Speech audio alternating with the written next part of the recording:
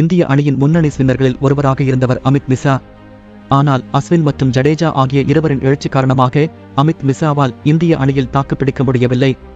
இதுவரை 22 டெஸ்ட் போட்டிகள், 36 ஒருநாள் போட்டிகள் மற்றும் 10 டுவெண்டி போட்டிகளில் விளையாடியுள்ள அமித் மிஸ்ரா மொத்தமாக 156 விக்கெட்டுகளை வீழ்த்தியிருக்கிறார். IPL தொடரில் டெல்லி, ஐதராபாத், லக்னோ உள்ளிட்ட அணிகளுக்காக விளையாடி சிறந்த பங்களிப்பை அளித்துள்ளார். 41 வயதாகும் அமித் மிஸ்ரா IPL தொடரில் தொடர்ந்து விளையாடி வருவது ரசிகர்களிடையே ஆச்சரியத்தை ஏற்படுத்தியுள்ளது. இதனிடையே இந்திய அணியில் நிரந்தர இடம் பிடிக்க முடியாமல் போனது ஏன் என்பது குறித்து அமித் மிஸ்ரா பேசியிருக்கிறார். அதில் இந்திய அணியின் தேர்வு திறமையை மட்டும் பார்த்து செய்யப்படவில்லை.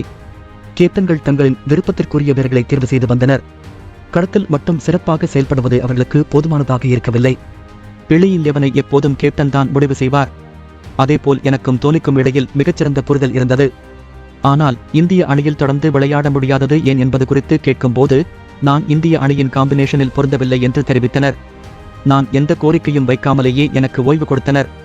அந்த நேரத்தில் நான் 10 டெஸ்ட் போட்டிகளில் கூட விளையாடவில்லை.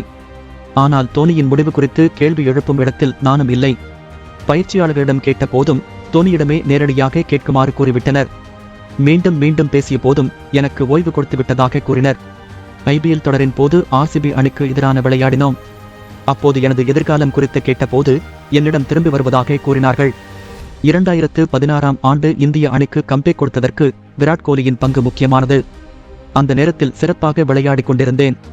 அதேபோல் இலங்கை பிட்களில் இந்திய அணிக்கு ஒரு நல்ல லெக் ஸ்பின்னர் தேவையாக இருந்தது. பின்னர் இந்திய அணியில் இணைந்த போது விராட் கோலி என்னை அவருடன் பயிற்சி செய்ய அறிவுறுத்தினார். அதற்கு அவரிடம் என்னால் அதிகப்படியான எடையை தூக்கி உடற்பயிற்சி செய்ய முடியாது. அதனை தவிர்த்து வேறு பயிற்சியில் ஈடுபட தயாராக உள்ளேன் என்று கூறினேன். அதன்பின் எனது எதிர்காலம் குறித்து விராட் கோலியிடம் கேட்டபோது எனக்கு எந்த தெளிவான பதிலும் கிடைக்கவில்லை.